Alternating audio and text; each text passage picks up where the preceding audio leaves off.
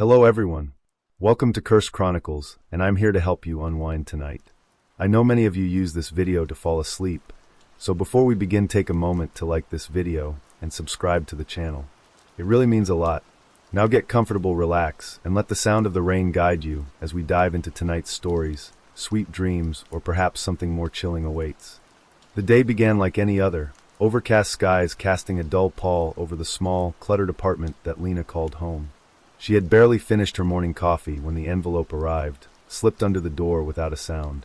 The envelope was unlike any she had ever seen, thick, black parchment sealed with crimson wax in the shape of an unfamiliar crest.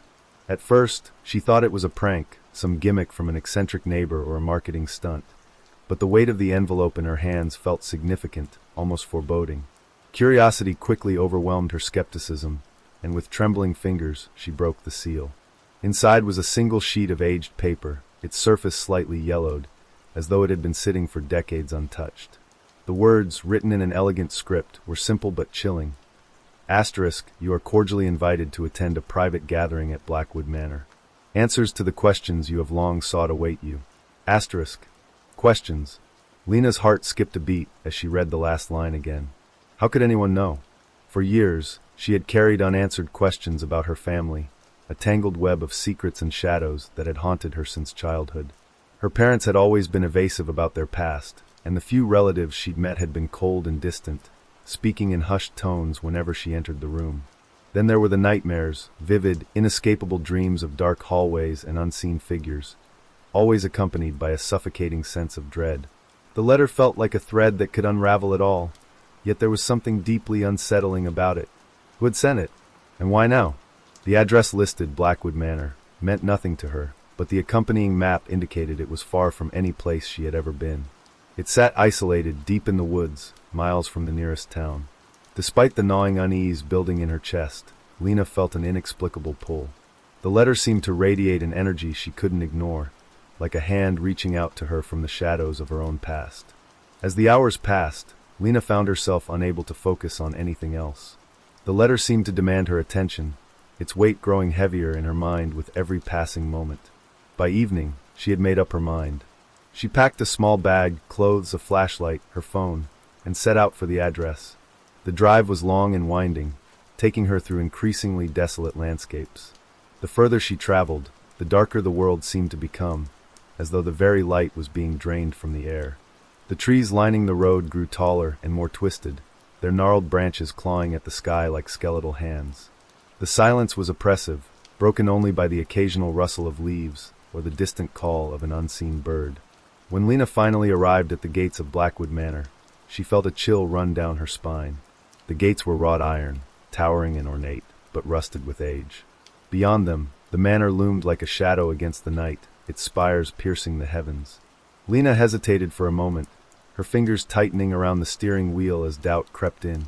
The air seemed heavier here, almost alive with an unnatural tension. But the letter's promise echoed in her mind. Asterisk, answers to the questions you have long sought await you. Asterisk, taking a deep breath, she pushed the gates open. They creaked loudly, as though protesting her intrusion, and drove up the winding gravel path to the manor. The house was even more imposing up close. Its dark stone exterior was covered in ivy, and the windows seemed like empty eyes, staring out into the night. As Lena stepped out of the car, the wind picked up, carrying with it a faint, almost imperceptible whisper. She froze, straining to hear, but the sound was gone as quickly as it had come. Shaking off the chill that had settled over her, she approached the massive oak doors. They opened before she could knock, swinging inward with a slow, deliberate creak. The interior of the manor was both grand and oppressive, the kind of place that exuded wealth but felt devoid of warmth. The chandeliers above cast a dim, flickering light, illuminating walls lined with ancient portraits whose subjects seemed to follow her with their eyes. A butler appeared seemingly out of nowhere, his pale face gaunt and devoid of expression. Without a word, he motioned for Lena to follow him, leading her deeper into the house. Each step she took seemed to echo endlessly, as though the house was listening, waiting. They stopped in front of a set of double doors, and the butler pushed them open to reveal a grand dining hall. The table was set for one, a single chair waiting at its head. A fire roared in the hearth, casting long, dancing shadows across the room. Lena sat down, her heart pounding as she scanned the room for any sign of who had summoned her. The butler disappeared, leaving her alone with the flickering flames and the oppressive silence. Minutes felt like hours, and just as Lena was about to stand, a voice spoke from the shadows. Welcome, Lena. We've been expecting you. The figure that emerged was shrouded in darkness, their face obscured, but their presence filled the room with an overwhelming sense of dread. You've come to find the truth, the figure said, their voice calm but chilling. And so you shall. But truth, as you will learn, comes at a cost. The air inside Blackwood Manor seemed thicker, more oppressive, as Lena followed the shadowed figure deeper into its labyrinthine halls. Every creak of the wooden floorboards beneath her feet echoed ominously, as if the house itself was alive, responding to her movements. The faint glow of the chandeliers above offered little comfort, their flickering light casting distorted shadows that danced across the walls, shifting like living things. Lena felt as though she were being watched, not just by the unseen figure leading her, but by the house itself. The walls seemed to pulse subtly, like the faint rhythm of a heartbeat, and she couldn't shake the sensation of unseen eyes tracking her every move. She glanced over her shoulder more than once, her pulse quickening when she caught fleeting glimpses of movement just beyond the edges of her vision. Shadows that didn't belong to her, slipping soundlessly into the darkness. The figure, their features still obscured, stopped abruptly at the base of a grand staircase. The stairs spiraled upward into an unseen void, vanishing into the shadows above. The house has been waiting for you, the figure said, their voice low and reverberating, as though the walls themselves were repeating the words. Before Lena could respond, they vanished, dissolving into the dim light as though they had never been there at all. Lena stood frozen at the base of the stairs, her stomach churning with unease. The house was utterly silent now, save for the faint rustling sound she couldn't quite place. A sound like paper being crumpled, but slower, deliberate, and coming from somewhere above her. She debated leaving, her instincts screaming at her to turn back, but the letter's promise still lingered in her mind. Answers to the questions you have long sought, the promise had tethered her to this place, and she knew she wouldn't leave without uncovering the truth. Lena ascended the staircase, each step groaning beneath her weight as though protesting her intrusion. The walls along the stairwell were lined with more portraits, their subjects frozen in expressions of quiet despair. One painting in particular caught her attention, a woman with hollow eyes and a faint, cryptic smile, her hands resting on what appeared to be a strange, blackened key. Lena swore the woman's gaze followed her as she climbed, her painted lips almost curling into a smirk when Lena averted her eyes. The higher she climbed, the colder the air became, the warmth of the firelit dining hall fading behind her. By the time she reached the landing, her breath misted in front of her, and the strange rustling sound had grown louder, more distinct. It was coming from the end of the hall, where a single door stood slightly ajar. Lena's heart hammered in her chest as she approached the door, her hand trembling as she pushed it open. Inside was a study, its walls lined with shelves overflowing with ancient books and yellowed scrolls. The air was heavy with the scent of dust and decay. A single desk stood in the center of the room, and atop it lay a leather-bound journal, its cover cracked with age. The rustling sound was louder now, and Lena realized it was coming from the journal itself, its pages flipping rapidly on their own, as though an unseen hand was searching for something. She hesitated, but her curiosity overcame her fear. She reached out, her fingers brushing the cover, and the pages froze instantly. The room grew deathly silent, the air charged with an almost electric tension. Slowly, she opened the journal to the page it had stopped on. The handwriting was spidery and erratic, the ink faded but legible. The words sent a chill down her spine. Asterisk, the house hungers. It feeds on those who seek it. Beware its whispers, for they will lead you to its heart. Asterisk. A sudden chill ran down her spine as the whispering began again, faint and almost imperceptible, as though it were coming from the very walls of the study. The whispers grew louder, overlapping and cascading over one another until they became an incomprehensible cacophony. Lena clamped her hands over her ears, but the sound seemed to burrow into her skull, relentless and maddening. She stumbled backward, knocking over a stack of books, and as she did, she caught sight of something moving in the corner of the room. It was a shadow, darker than the dim light should allow, and it writhed and twisted like smoke. The shape grew larger, stretching toward her, its edges jagged and unnatural. Lena backed away, her breath coming in shallow gasps, until her back hit the wall. The shadow stopped inches from her, its form flickering like a dying flame, and then it spoke in a voice that was not a voice at all. It was a feeling, a cold, hollow presence that filled her mind. Asterisk, you are here for answers, child asterisk, it said, the words reverberating in her skull. Asterisk, but the truth will not set you free. It will bind you. It will consume you asterisk. The shadow receded, folding back into the dim corners of the room, and the whispers abruptly stopped. Lena stood frozen, her mind racing. She wanted to run, to escape this place, but the pull of the house was stronger than ever. She felt it in her very bones now, an almost magnetic force drawing her deeper into its mysteries. She turned back to the journal, flipping through its pages in a frenzy, searching for something, anything, that might explain what was happening. The entries were fragmented, filled with warnings and cryptic references to the house's power. One passage stood out, scrawled in a shaky hand, asterisk, the house chooses. It lures the curious, the desperate, the broken. Once you enter, it becomes part of you and you of it. Asterisk. The words chilled Lena to the core. She slammed the journal shut, her mind spinning. What had she walked into? What was this place? The answers she had sought were beginning to take shape, but they were darker and more terrifying than she could have ever imagined. The house was not just a building. It was something alive, something ancient and hungry, and she was caught in its web. As she left the study, the air in the hallway felt heavier, the shadows deeper.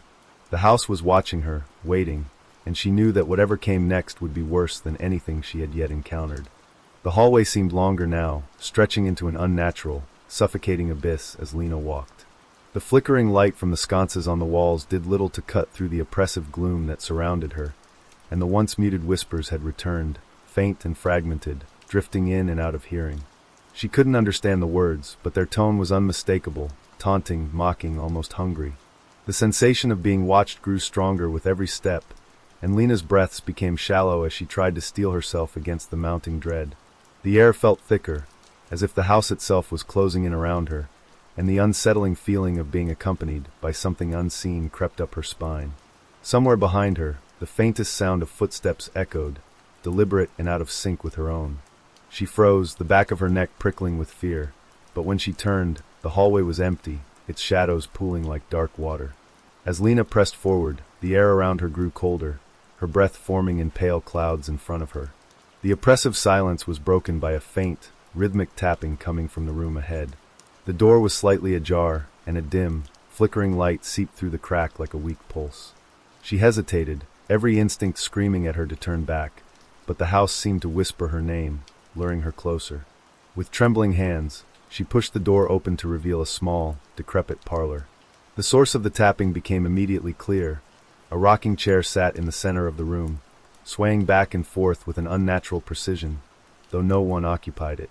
The room was suffused with a faint glow, and Lena's eyes were drawn to the walls, where faded wallpaper peeled away to reveal strange symbols etched into the wood beneath.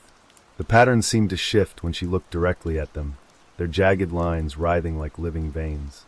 Lena's gaze fell back to the rocking chair as it creaked to a stop.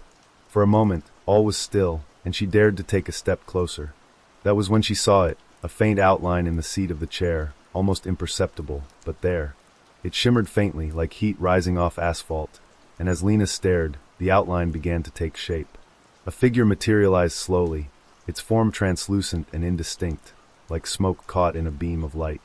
It was a woman, her face gaunt and hollow, her eyes sunk in pits of shadow. The figure turned toward Lena, and though its lips didn't move, a voice filled the room, echoing and layered with countless others. Asterisk, why have you come? Asterisk, it demanded, the words carrying a weight that pressed down on Lena's chest. She stumbled back, her voice caught in her throat as the figure began to rise from the chair, its movements jerky and unnatural. Before Lena could react, the figure dissolved into a mist, dissipating into the air, but the room did not return to silence. Instead, a low, guttural sound began to rumble from the walls, a sound that sent a visceral, primal terror coursing through Lena's veins. She turned to leave, but the door slammed shut in front of her, the force rattling the entire room. The guttural noise grew louder, accompanied by the sound of skittering, hundreds of tiny, clawed feet scratching against the wood. Lena spun around, her eyes scanning the room in a panic, and that was when she saw them. Eyes. Dozens of them, peering out from the cracks in the walls, glowing faintly in the dim light. They blinked in unison, their gazes locked onto her, unblinking and predatory. Lena pressed herself against the door, her hands scrambling to find the handle, but it wouldn't budge. The skittering sound grew closer, and she realized with horror that the cracks in the walls were widening, splintering open to reveal pale, twisted limbs reaching out toward her. The limbs were elongated and jointed in unnatural places, their clawed fingers stretching and curling as if eager to grab hold of her. Lena screamed, her voice barely audible over the cacophony of scratching and guttural growls. Desperation took over, and she began pounding on the door with all her strength. Just as the first clawed hand reached her ankle, the door flew open, and Lena stumbled backward into the hallway, slamming it shut behind her. The sudden silence was deafening. Lena collapsed to the floor, gasping for breath, her heart racing so fast she thought it might burst. Her hands trembled as she pressed them against the cold wood of the door, half expecting it to burst open again. But the door remained still, and the sounds from within the parlor had ceased entirely. She sat there for what felt like an eternity, her mind reeling from what she had just witnessed. The eyes, the claws, the voice, it all felt impossibly vivid, too real to be a hallucination. She wanted to run, to leave the house and never look back, but something deep inside her kept her rooted in place. The house had promised answers, and despite her fear, she felt an almost gravitational pull to continue. As Lena stood and began to walk again, the hallway seemed to shift around her, its layout no longer the same. The walls were closer now, narrowing like a throat, and the sconces on the walls flickered erratically, casting strange and unsettling shadows. It was as if the house itself was reshaping, responding to her movements. The whispers returned louder now, and Lena could make out fragments of words, her name, spoken by a dozen disembodied voices, along with phrases like "not alone" and "asterisk, it's watching." Asterisk, she turned a corner and found herself face to face with another door, this one carved with intricate symbols that glowed faintly in the dim light. Her hand hesitated on the handle, but the whispers urged her forward, their overlapping tones becoming almost melodic, a grotesque lullaby that lulled her into a trance. The room beyond the door was unlike anything Lena had seen before. It was vast, impossibly so, with walls that stretched upward into a black void. The floor was covered in a fine layer of ash, and in the center of the room stood a single figure, their back turned to her. The figure was tall and unnaturally thin, their limbs elongated like the ones she had seen reaching through the cracks in the walls. As Lena stepped inside, the figure turned slowly, revealing a face that was both familiar and horrifying. It was her own. The doppelganger's eyes were empty sockets, and its mouth stretched into an unnatural grin, filled with rows of sharp, needle-like teeth. "Asterisk, you shouldn't have come, asterisk," it said, its voice layered with 1,000 others, all speaking in perfect unison. Lena's knees buckled, and as the figure stepped toward her, the room seemed to ripple, the walls pulsing with a dark, malevolent energy. Lena stumbled backward as the figure, a grotesque reflection of herself, advanced slowly, its skeletal limbs moving with a sickening grace. The ash-covered floor seemed to shift beneath her feet, as if alive, coiling and swirling in patterns that mirrored the symbols carved throughout the house. Every step the doppelganger took sent waves of nausea and dread coursing through her body, and she couldn't tear her eyes away from its hollow sockets, which somehow still managed to pin her in place with their unyielding gaze. The whispers around her had grown into a roar, their voices overlapping until they became a deafening cacophony.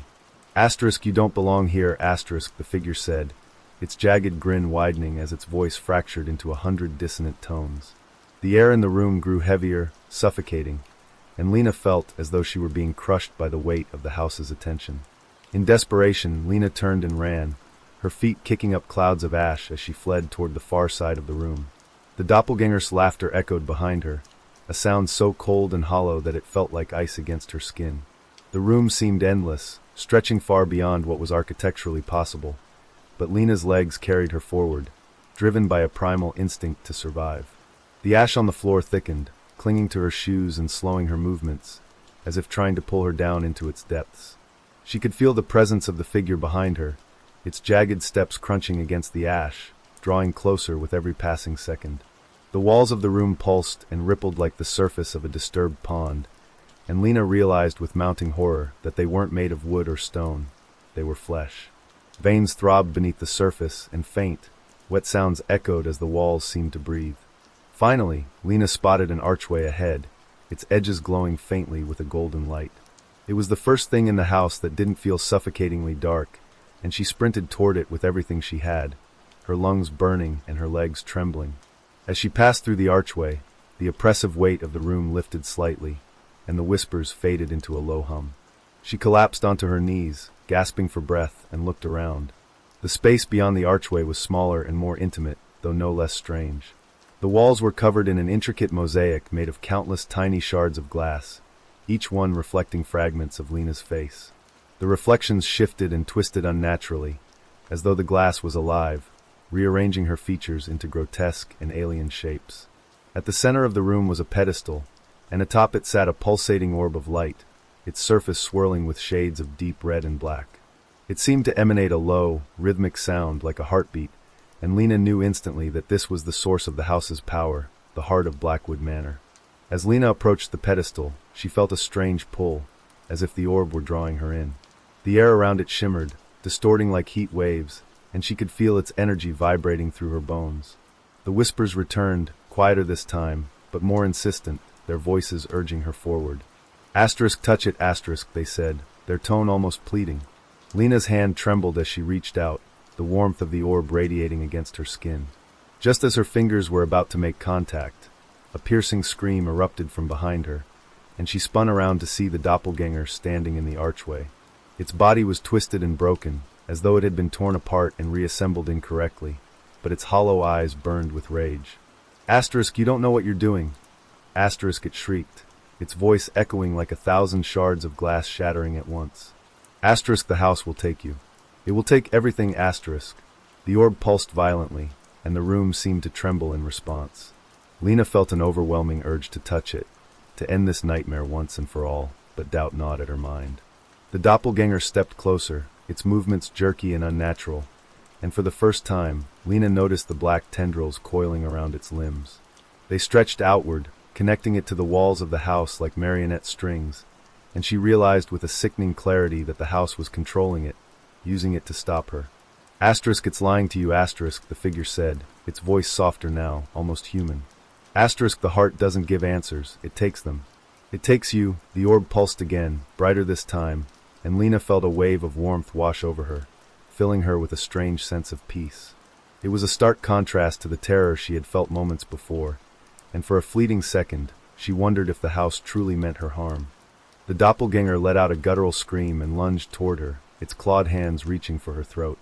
Instinct took over, and Lena grabbed the orb with both hands. The instant her fingers made contact, a searing pain shot through her body, and her vision went white. The whispers erupted into a deafening roar, and Lena felt as though she were being torn apart, her very essence unraveling. Images flashed before her eyes, memories, dreams, fears, all jumbled together in a chaotic torrent. She saw herself as a child, standing in a sunlit field. She saw her mother's face, weary and tear-streaked. She saw the countless faces of the house's victims, their eyes wide with terror as they were consumed. And then she saw the truth. The house was alive, a parasite that fed on the pain and suffering of those it lured inside. It had no heart, no core, only endless hunger. The orb was a trap, a final lure for those desperate enough to seek answers at any cost. When the pain subsided, Lena found herself lying on the cold, ash-covered floor, the orb shattered beside her. The room was dark and silent, the mosaic walls now blank and lifeless. The doppelganger was gone, and the air felt heavy with an eerie stillness. Lena stood on trembling legs, her mind reeling from what she had seen.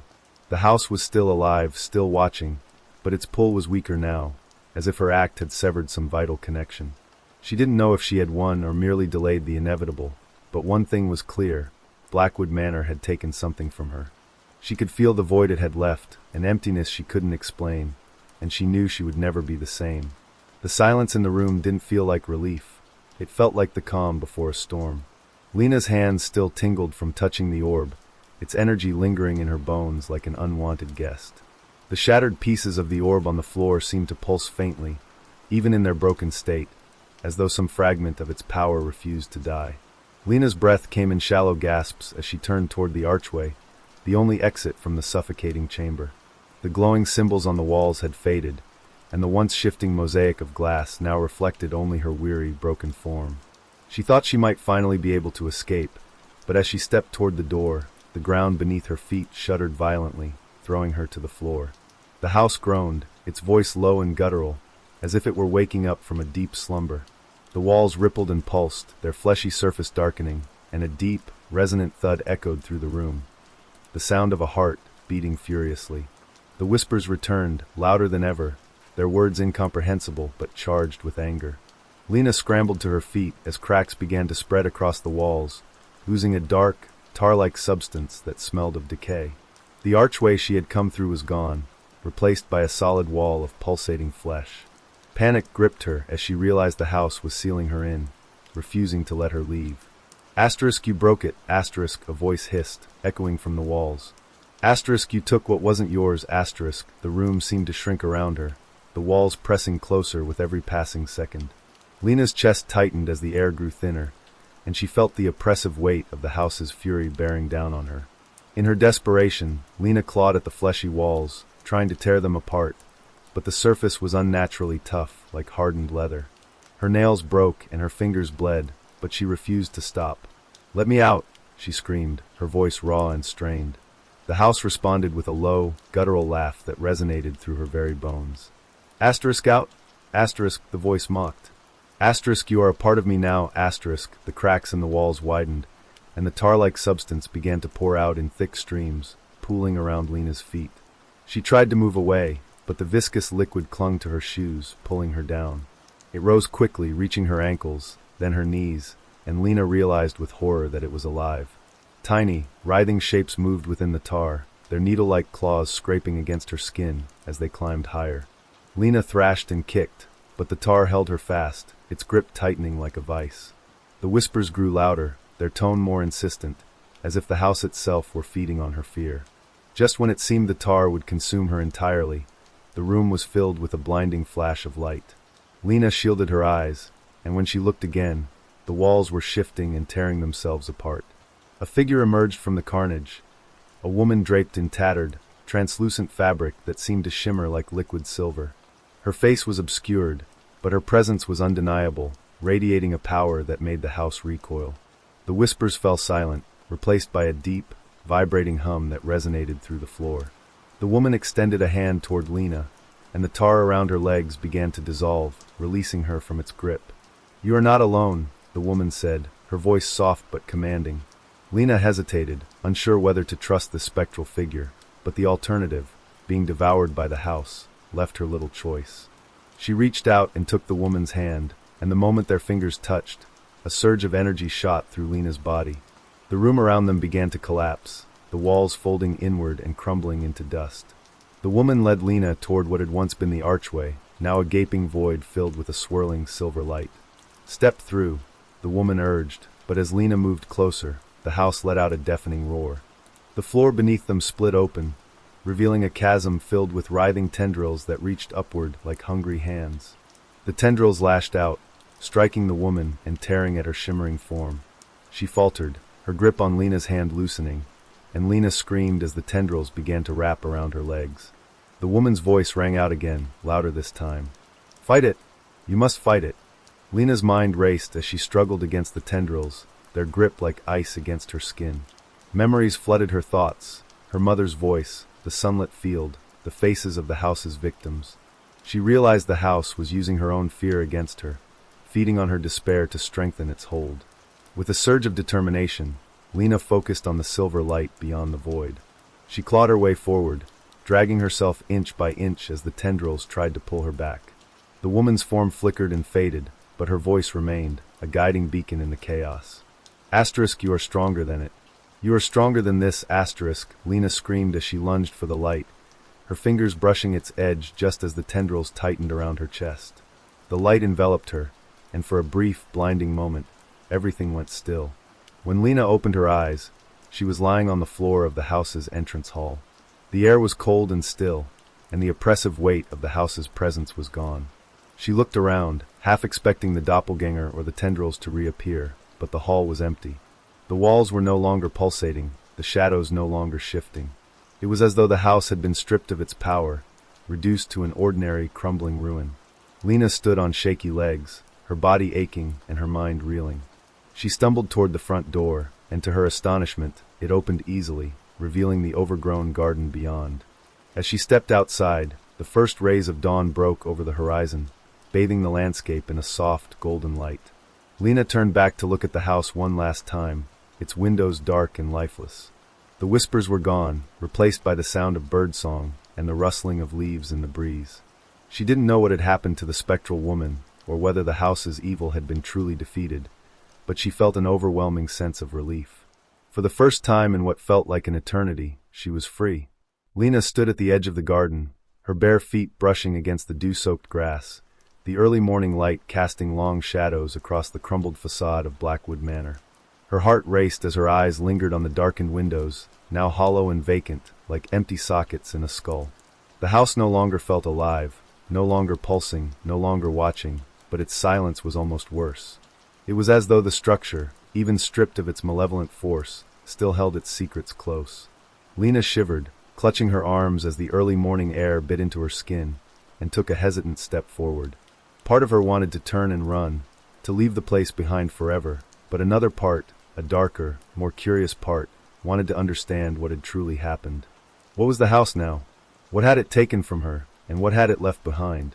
As she crossed the threshold back into the manor, her footsteps echoed in the now silent halls, the creaking floorboards sounding hollow, as though the house's soul had been hollowed out. The air was thick with dust, and the once shifting shadows were now merely mundane darkness. Lena moved cautiously, her eyes darting to every corner, expecting something, anything, to lurch out at her. But there was nothing. The house was still, almost peaceful. The thought unsettled her. She approached the grand staircase, its banister worn smooth from years of use, and noticed something odd.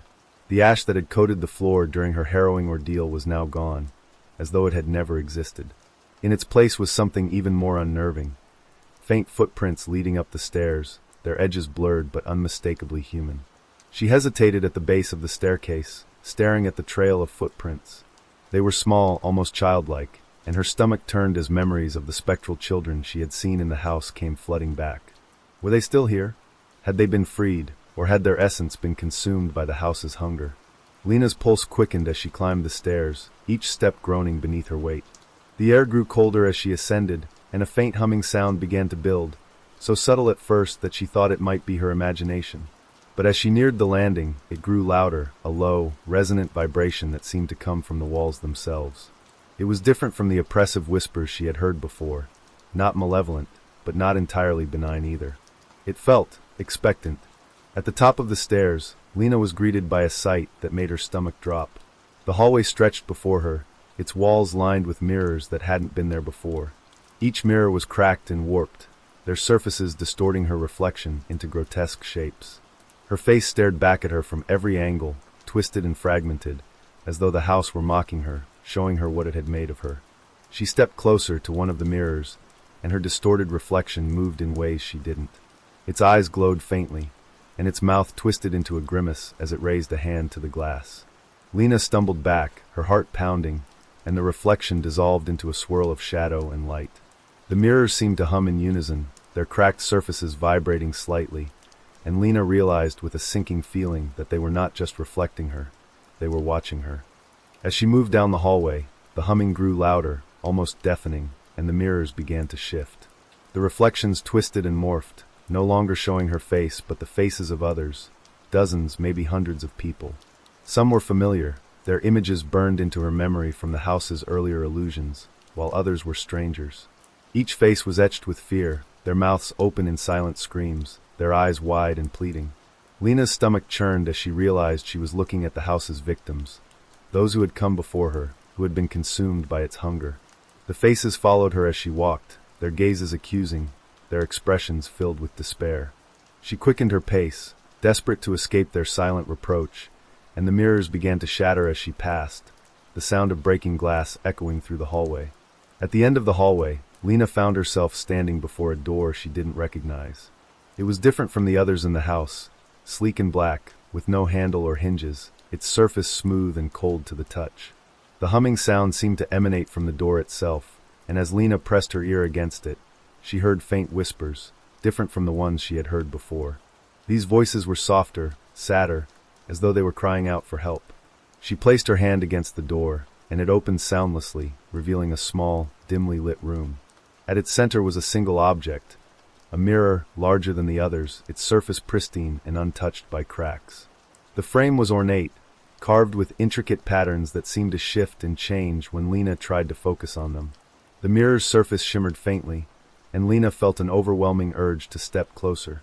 As she approached the mirror, she saw her reflection staring back at her, but it wasn't the version of herself she recognized. This Lena was pale and gaunt, her eyes sunken and hollow, her hair matted and streaked with ash. The reflection tilted its head, a faint smile playing at its lips, and Lena felt a chill run down her spine. "You don't belong here," the reflection said, its voice echoing softly in the small room. "But neither do I." The reflection stepped closer, its movements fluid and unnatural, and Lena realized with dawning horror that it wasn't just a reflection, it was alive. "You broke the heart," it said, its tone almost mournful. "But the house remains. It will always remain." The mirror began to ripple like water, and the reflection reached out, its hand pressing against the glass. Lena stumbled back as the surface of the mirror began to bulge outward, the reflection pushing through as though trying to escape. She turned to run, but the door behind her had vanished, replaced by a solid wall of flesh. The room began to close in around her, the walls pressing closer, the air growing thin. The reflection stepped fully out of the mirror, its movements unnervingly smooth, and Lena felt its cold gaze settle on her. "You've taken my place," it said, its voice a whisper that seemed to echo in her mind. "And now I'll take yours."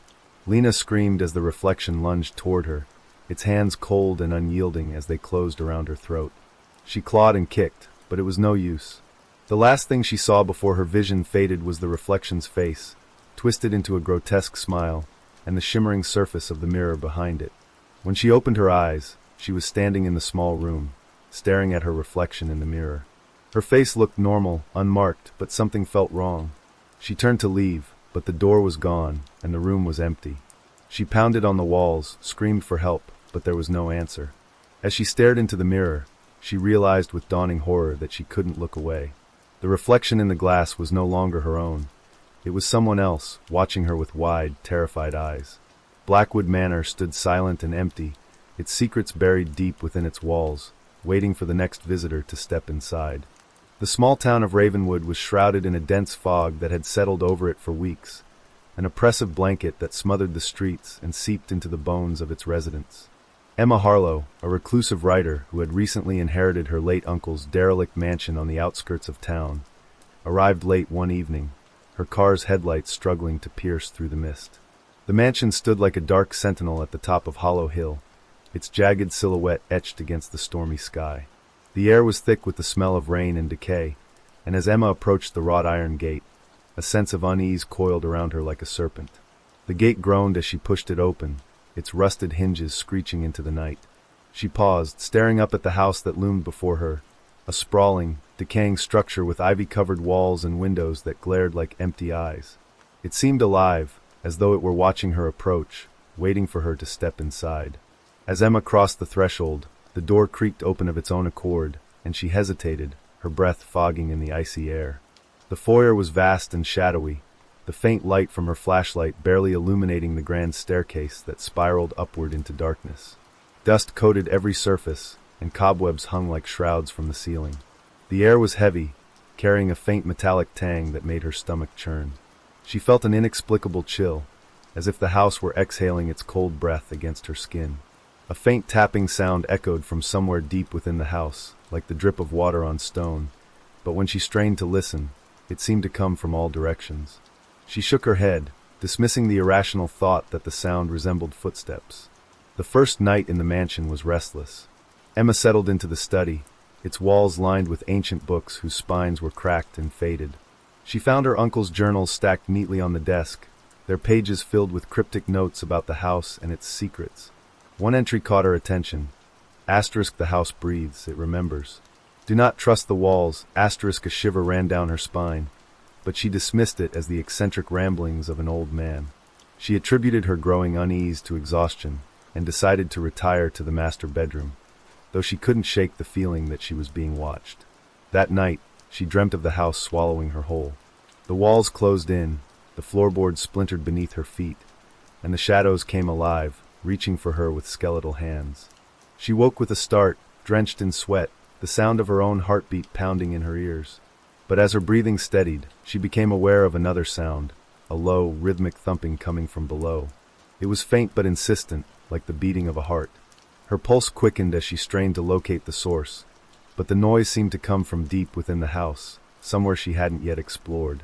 The next day, Emma ventured into the basement, following the faint thumping that seemed to grow louder the closer she got. The air grew colder as she descended the creaking wooden steps, and the faint smell of mildew turned acrid, stinging her nostrils. The basement was cavernous, its stone walls damp and slick, and the light from her flashlight flickered as though the batteries were dying. At the far end of the room, she found an old wooden chest, its surface covered in strange carvings that looked like runes. The thumping sound seemed to emanate from within the chest, and Emma hesitated, her hand trembling as she reached for the lid. She pried it open, and inside was an old leather-bound book, its cover inscribed with a symbol that made her skin crawl. A circle surrounded by jagged lines, like a sun with broken rays.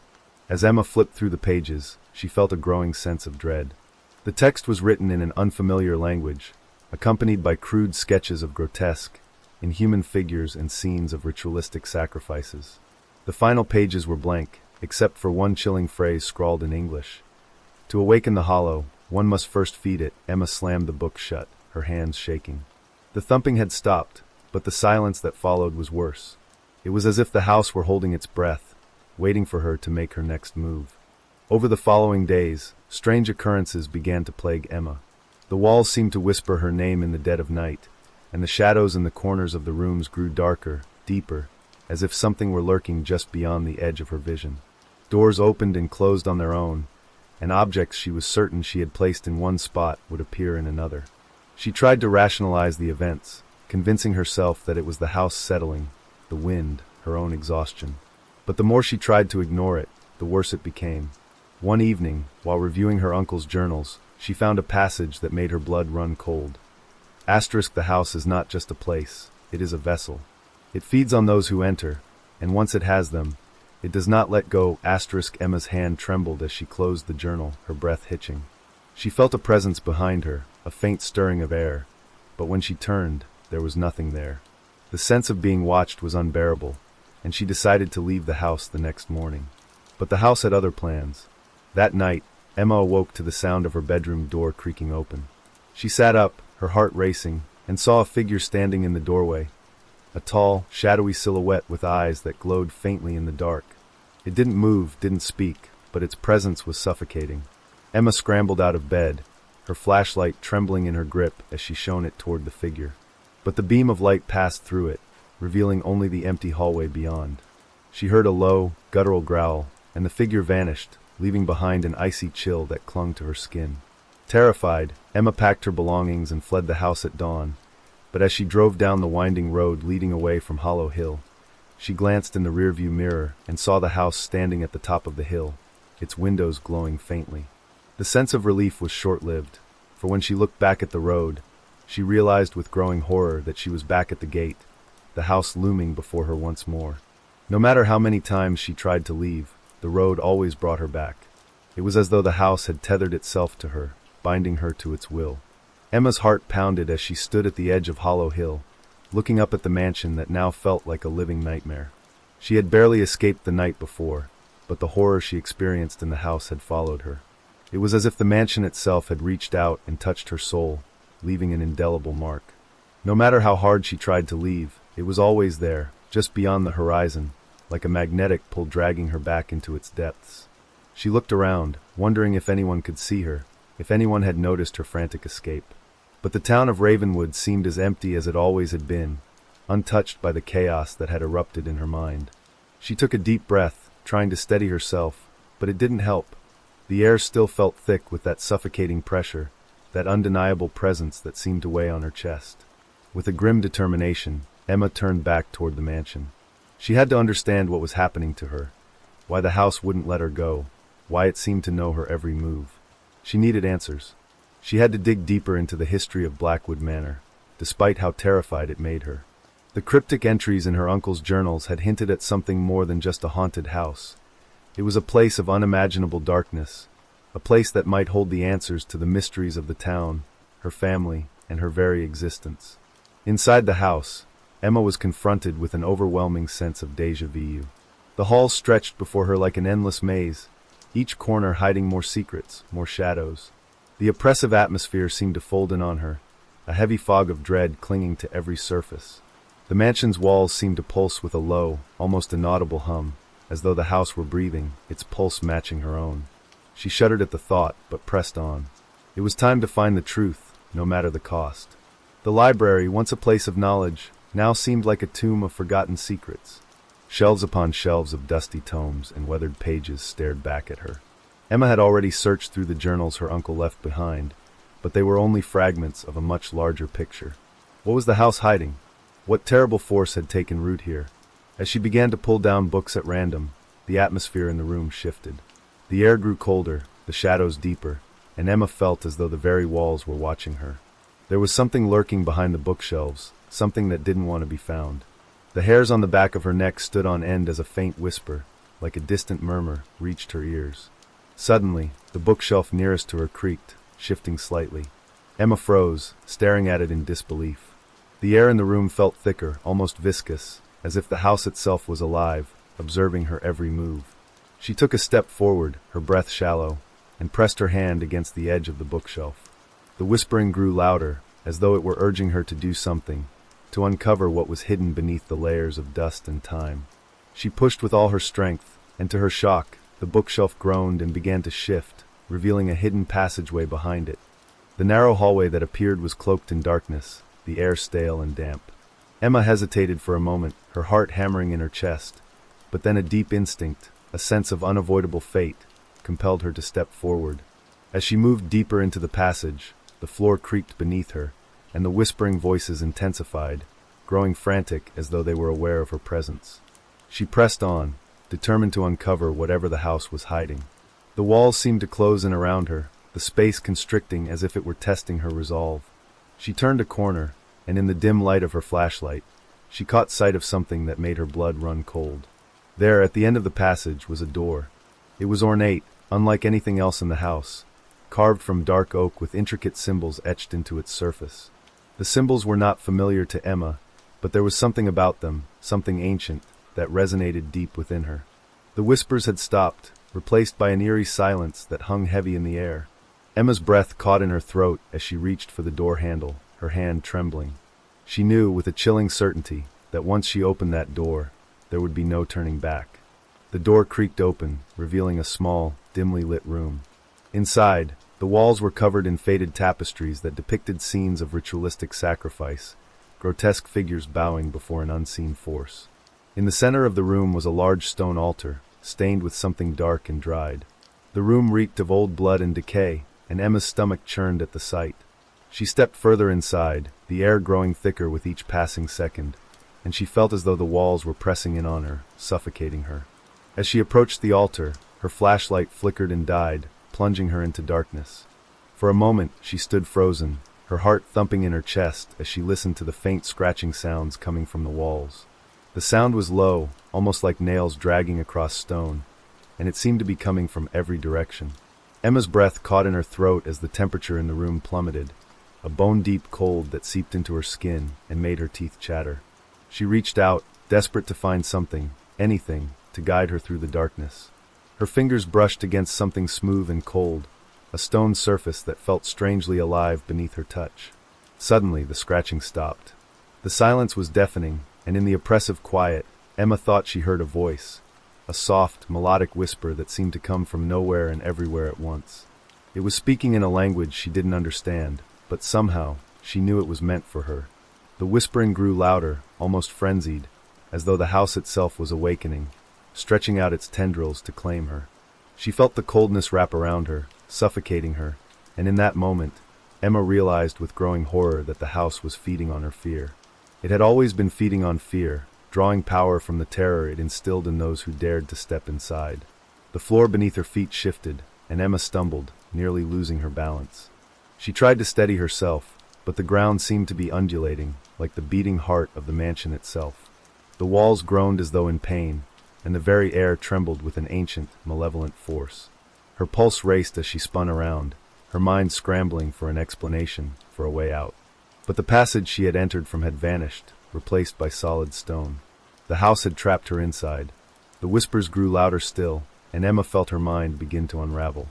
The walls seemed to close in, and she could feel something terrible, reaching out from the darkness, pulling her toward the altar. She tried to scream, but her voice was swallowed by the oppressive silence. The house was alive, and it was hungry, and Emma was its next meal. The walls of Blackwood Manor seemed to breathe in rhythm with Emma's panicked pulse. As the stone passageway tightened around her, the heavy air pressing down on her chest like a vice, she felt the house close in from every side, its malevolent energy wrapping around her like a suffocating cloak. The silence was deafening, but beneath that silence, something far darker seemed to thrum, a pulse that matched the beat of her heart. Her mind, already teetering on the edge of terror, spun wildly as she desperately searched for a way to escape the nightmare she had stumbled into. But the house, it seemed, had no intention of letting her go. She stumbled backward from the altar, her feet catching on the uneven floor as she tried to regain her balance. The room swam before her eyes, a dizzying blur of shadow and grotesque imagery. The whispered voices grew louder, more urgent, as though the house was calling to her, beckoning her deeper into its secrets. And then, like a knife to her chest, the truth pierced through the fog of her fear. This house was not just haunted by spirits, it was alive. It was a living, breathing entity that fed on the fear and despair of its inhabitants. Emma could feel it, deep in her bones. The house was a parasite, and she was its next victim. She took another step back, but the ground beneath her shifted again, throwing her off balance. She fell to her knees, her flashlight slipping from her grip and rolling across the cold stone floor, its beam illuminating strange markings on the walls. Symbols she hadn't noticed before, but now, under the pale light, they seemed to glow with an unnatural energy. They were the same symbols she had seen on the door, the symbols that had filled her uncle's journals, each one representing a different aspect of the house's twisted power. Her mind raced as she scanned the walls, piecing together the fragments of information she had gathered so far. The ancient symbols, the blood-stained altar, the whispers that seemed to echo from the very stones themselves. All of it pointed to one horrifying truth. Blackwood Manor was not just a house, it was a vessel. A vessel for something far darker, something that had been dormant for centuries, but was now beginning to awaken. And Emma, as the latest occupant, had unwittingly become its chosen host. The realization hit her like a punch to the gut, and her breath caught in her throat as she tried to steady herself. She needed to leave. She needed to get out of this place before it consumed her whole. But as she scrambled to her feet, her mind locked onto the altar, a dark and insistent force compelling her to approach it once more. The altar seemed to call to her, its stone surface slick with an ancient, dried substance that looked disturbingly like blood. The whispers, now louder and more frantic, beckoned her closer. She felt a cold sweat break out on her skin as she stepped toward the altar, her hands shaking uncontrollably as she reached out to touch the stone. The moment her fingers made contact, the house seemed to tremble. The ground beneath her feet rumbled, and the whispers turned to wails of agony, echoing through the room like a chorus of tortured souls. Emma's heart raced as she recoiled from the altar, her eyes darting around the room in panic.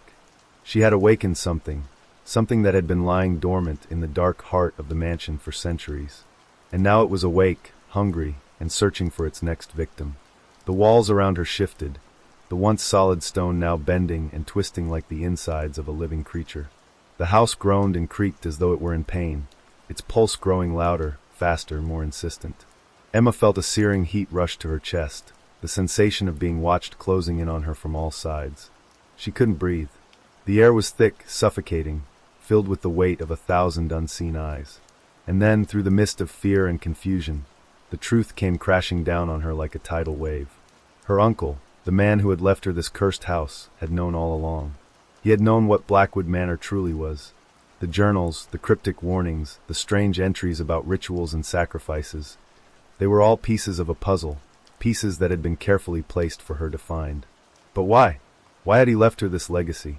What had he hoped to accomplish by bringing her here? Was he trying to protect her, or had he too been consumed by the house? Emma's head swam as the realization hit her like a cold fist. Her uncle hadn't just left her a house, he had left her a warning. The house had chosen her, just as it had chosen him, just as it had chosen countless others before them. It was a parasite, an ancient force that needed to feed on fear and pain to survive. And Emma, by simply stepping foot in the mansion, had become its next offering. Desperation clawed at her chest as she scrambled for the passageway she had come through. But when she turned, she saw nothing but stone, the walls having sealed off the entrance as though mocking her futile attempts to escape. Her flashlight flickered, casting fleeting shadows that seemed to dance along the walls, beckoning her closer. The whispers were louder now, maddened voices rising in a cacophony of frantic murmurs, each one begging her to listen, to understand. Emma closed her eyes, trying to block out the noise, but it was impossible. The house had her now. She could feel it in her bones, in the very marrow of her being. She was a prisoner, trapped in a place where the walls themselves conspired against her. The house was not just an entity, it was a predator, and she was its prey. Her uncle had known this, had fought against it for years, but in the end, he had succumbed. And now it was her turn. The very foundation of Blackwood Manor seemed to shift and groan as the house tightened its grip on her. The stone walls began to pulse with a rhythmic, terrifying energy, as though the mansion itself was feeding on her fear. The whispers grew louder still, their voices now frantic and desperate, urging her to surrender. She had no choice. There was no escape. No one could hear her screams. Her legs trembled, and she collapsed to the floor in the center of the room, her body racked with terror. She tried to scream, but no sound escaped her lips. The house was suffocating her, and she knew, without a doubt, that her uncle's fate was now hers. She had awakened the Hollow, and now the Hollow would consume her. The air inside Blackwood Manor had grown heavier, more oppressive with every passing moment. Emma could barely move, the fear constricting her body like a vice. The walls pulsed rhythmically, as if the house itself was breathing, alive with malevolent intent. Her mind raced, but it felt like a blur of disconnected thoughts and frantic emotions. The realization that she was trapped in a place beyond the bounds of logic weighed on her, suffocating her. The deeper she ventured into the mansion, the less it seemed like a mere structure. It had become something else entirely, something ancient, something unfathomable. The house was a sentient being, a force of nature that fed on her terror, that was manipulating every step she took, drawing her deeper into its web. She stumbled to her feet, the cold stone beneath her fingers sending a jolt of discomfort through her spine. The walls around her had transformed, their darkened surfaces now showing signs of age, decay almost. Faint, cracked veins ran through the walls like twisted branches, spreading across every surface, leaking a black, tar-like substance that slowly seeped into the floor. Emma recoiled, feeling the surge of panic rise inside her as she realized that the house wasn't just an ancient structure. It was rotting from the inside out, and it was pulling her down with it. The whispers grew more insistent, their words indistinct, but the voices, there were so many voices, seemed to call to her from the walls, from the corners of the rooms, from the floors themselves. The house had a voice, and it was coming from everywhere. The closer Emma got to the heart of the manor, the more disorienting the sensation became. She had no sense of time anymore, no grasp on what was real, and what was part of the nightmare she had become part of. Every turn she took, every corner she tried to navigate, only seemed to lead her back into the labyrinthine halls that stretched on forever. She couldn't remember how long she had been walking. Hours? Days? She had lost all sense of reality, the house slowly chewing up any semblance of sanity she had left. Desperation clawed at her chest as she tried to steady her breathing, her mind swirling with thoughts of escape. But there was no escape. She had known that from the moment the walls had closed in behind her. The house had her, and there was no going back. As she walked deeper into the manor, her flashlight flickering intermittently, she stumbled upon something, a room that she didn't recognize. The door was old, covered in dust, and yet something about it seemed different. It wasn't like the other rooms she had passed through, all dark and decaying. No, this one seemed almost pristine in comparison, as if it had been untouched for years, perhaps even centuries. The air felt still, cold, and heavy. The door creaked loudly as she pushed it open, revealing what lay inside. The room was enormous, larger than any other she had seen so far. The walls were lined with bookshelves, filled with ancient volumes that looked as though they hadn't been disturbed in ages. But it wasn't the books that drew her attention. It was what stood at the center of the room, a tall, wooden pedestal, upon which rested an old, weathered chest. The chest was locked, but something about it felt familiar, like she had seen it before. Emma felt a chill run through her veins, as if the chest held something that could unravel the very fabric of her existence. Her hand trembled as she reached for it, but she stopped short. A warning. Something deep within her mind told her that opening the chest would reveal the final truth about the house. The truth that she had been avoiding, running from, since she first stepped inside. There was no turning back now. If she opened the chest, she would know everything, the past, the house's secrets, her uncle's fate. And with that knowledge, there would be no escaping the horror that had already taken root within her soul. But even as she stood frozen, unable to move, her hand twitched toward the chest. It was as if the house itself was guiding her, pushing her forward, its whispers growing louder, urging her to take the final step. Emma's fingers brushed the cold, splintered surface of the chest, and she felt a jolt run through her. It was a strange sensation, almost as if the chest had recognized her touch, as if it had been waiting for her. She hesitated for only a moment before turning the key that was resting in the lock. She had found it in her uncle's journals earlier, a small, ornate key that seemed to have no place in the house. The chest creaked open, revealing its contents. Inside, there was nothing at first, just an empty void like a bottomless pit. But then, as her eyes adjusted to the dim light, something began to take shape. At the very bottom of the chest lay a journal, its pages yellowed and frayed, its leather cover torn and worn with age. Emma's breath caught in her throat as she recognized it immediately. It was her uncle's journal, the very same one he had carried with him for years, the one that had led her here in the first place. She reached for it, her hands trembling as she pulled it out of the chest. The moment she touched the pages, a sharp, searing pain shot through her chest, like an electrical current running through her body. She gasped, clutching the journal to her chest as the pain intensified. The house seemed to respond to the journal, its energy surging as if it had been awakened by the presence of the book. The whispers escalated into a maddening crescendo, the voices of the long-dead souls that had once inhabited the house screaming in agony. Emma felt as though she were suffocating, the air growing heavier with each passing second. The journal began to glow, faintly at first, but then more intensely, until the entire room was bathed in an eerie light. And then, as the pain reached its peak, Emma's mind was flooded with images, terrible, vivid images. A scene of her uncle, standing in the center of the room with the journal in his hands, his face twisted in fear and horror. The same symbols she had seen throughout the house were etched into the floor around him, glowing with a sickly green light. And in the center of it all, a dark, shadowy figure, an ancient, monstrous being that seemed to writhe and twist like smoke, its form constantly shifting, never staying in one shape. Her uncle's voice echoed in her mind as the vision played out. "This house, it feeds on fear, Emma. It will never let you go.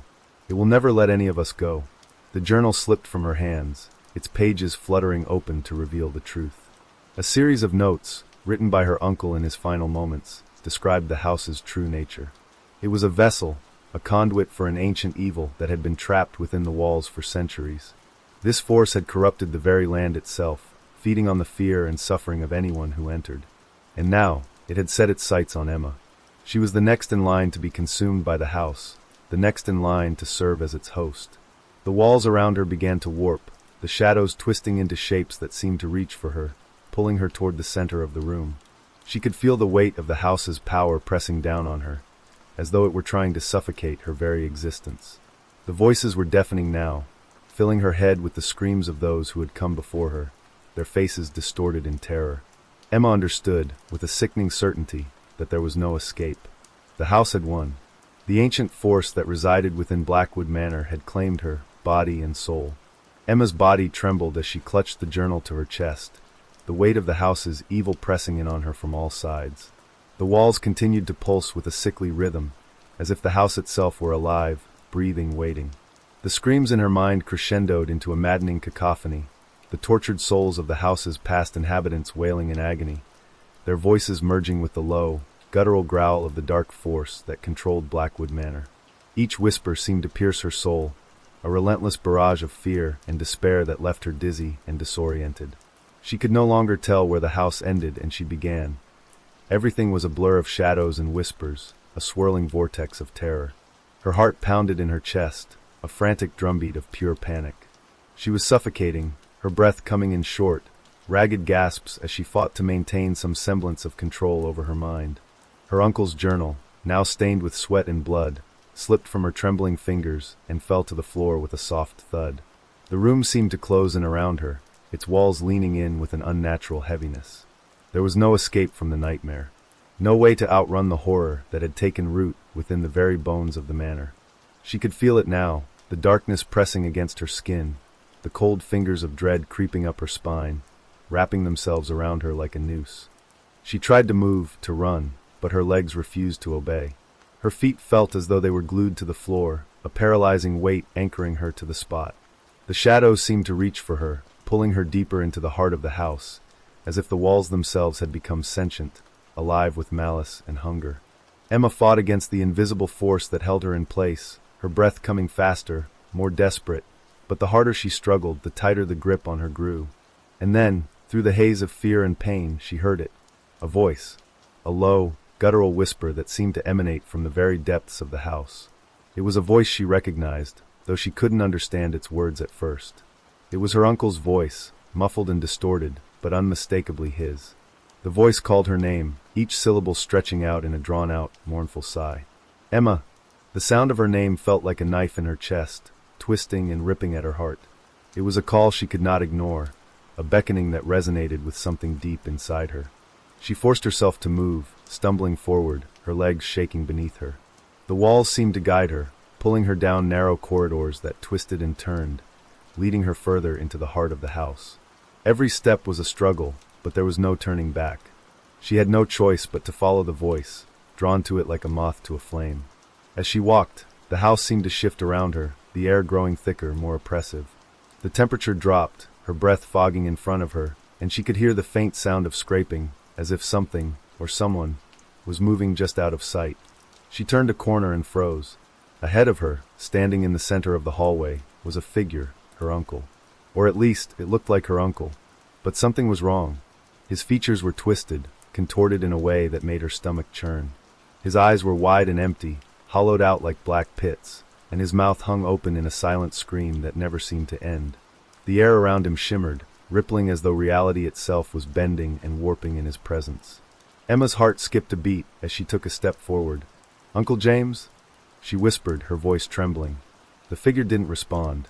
It only stood there, facing her, its movements slow and deliberate, as if it were made of stone. Emma took another step, her breath catching in her throat.